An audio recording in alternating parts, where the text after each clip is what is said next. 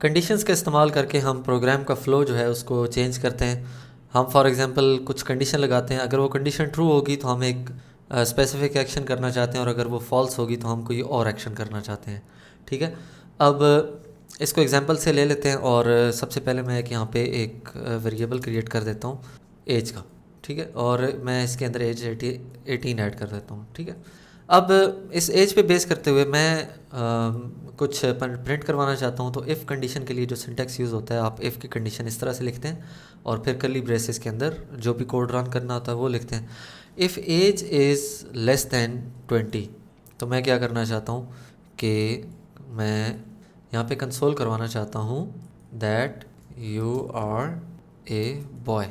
ठीक है, इसी तरह से एल्स अगर ये कंडीशन ट्रू नहीं है तो मैं कंसोल करवाना चाहता हूँ यू आर ओल्ड।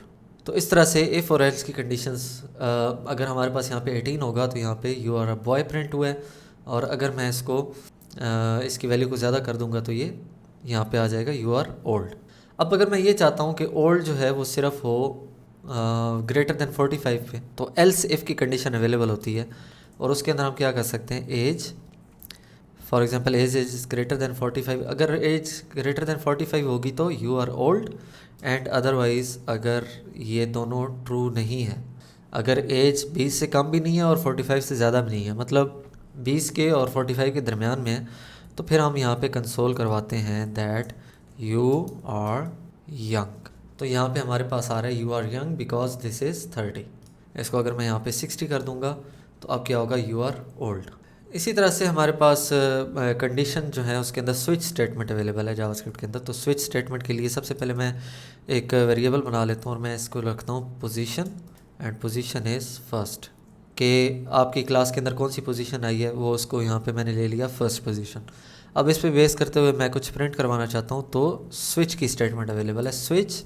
उसके बाद उसी तरह से हम कर्ली ब्रेसेस ब्रैकेट्स का इस्तेमाल करेंगे, और इसके अंदर हम पोजीशन ऐड करेंगे और यहाँ पे कर्ली ब्रेसेस ऐड कर देंगे। ठीक है, अब इस स्विच के अंदर हम लिखेंगे कि पोजीशन क्या होगी तो हमने क्या करना है।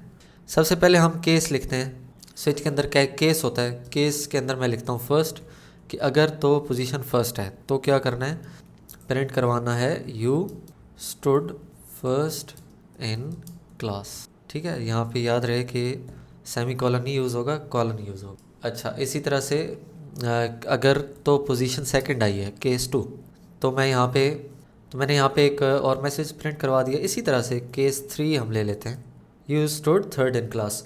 और अगर हमारे पास तीनों केस अवेलेबल नहीं है कि आपकी पोजीशन कोई भी नहीं आई और वो इन तीन पोजीशंस के अलावा है, तो हम यहाँ पे डिफ़ॉल्ट की एक स्टेटमेंट ऐड कर सकते हैं कि डिफ़ॉल्ट जो वैल्यू होगी, कि अगर कोई भी वैल्यू ट्रू नहीं हुई, कोई भी कंडीशन ट्रू नहीं हुई, तो हमारे पास हम यहाँ पे एक कंसोल का मैसेज ऐड कर देते हैं। ओके, सो यहाँ पे मैंने किया you are not a position holder. तो आपने देखा कि यहाँ पे हमारे पास सारे जो कंसोल मैसेजेस हैं वो आ चुके हैं, you stood first in class, second in class and third in class, और बाय डिफ़ॉल्ट जो मैसेज हमने ऐड किया है वो भी यहाँ पे आ चुका है।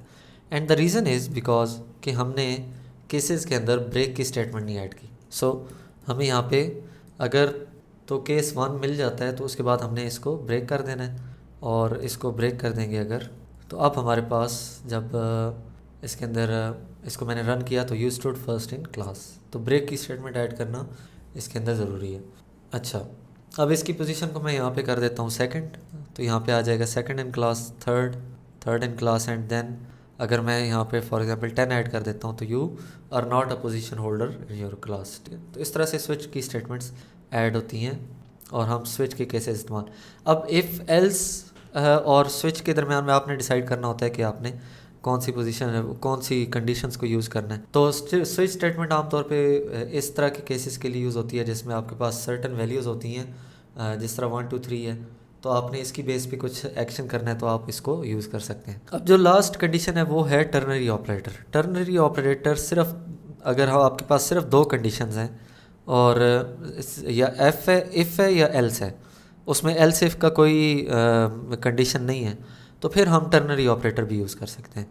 मिसाल के तौर पे यहाँ पे दोबारा से हम एज ले लेते हैं और एज को यहाँ पे ऐड कर देता हूँ। एज के ऊपर एक चेक लगाता हूँ कि if age is greater than 20 तो क्या होगा, मैं इसके अंदर लिखूँगा यू आर ओल्ड, ठीक है। एक्चुअली नॉट 20, इसको हम करते हैं यहाँ पे 40। तो 40 से ऊपर जो है उसके लिए हमने मैसेज प्रिंट किया यू आर ओल्ड, एंड अगर वो 40 से कम है देन यू आर यंग। तो यहाँ पे हमारे पास मैसेज जो आ रहा है वो है you are young because age is 30। और अगर मैं इसको यहाँ पे एज को कर देता हूँ 60 तो यहाँ पे आएगा यू आर ओल्ड। अब इसके थोड़े से सिंटेक्स के बारे में आपको बताता हूँ। टर्नरी ऑपरेटर एक तो आपका एक लाइन के अंदर ऐड हो जाता है, सो इसके लिए आपको इफ़ एल्स और ब्रैकेट्स वगैरह लगाने की ज़रूरत नहीं होती, तो इसलिए ये बहुत हैंडी होता है इन सम केसेस। इसकी कंडीशन इस तरह से काम करती हैं कि सबसे पहले आप कंडीशन लिखते हैं एज इज़ ग्रेटर देन 40, ये मैंने यहाँ पे कंडीशन लिखी। अगर ये कंडीशन ट्रू होगी तो क्वेश्चन मार्क के बाद जो ये कोड होगा ये रन होगा। अब ये कोड जो भी आपने लिखना है तो वो रन होगा अगर कंडीशन ट्रू होगी। और अगर कंडीशन फॉल्स होगी तो जो कॉलन है, कॉलन के बाद जो स्टेटमेंट आएगी वो फॉल्स के केस के अंदर चलेगी।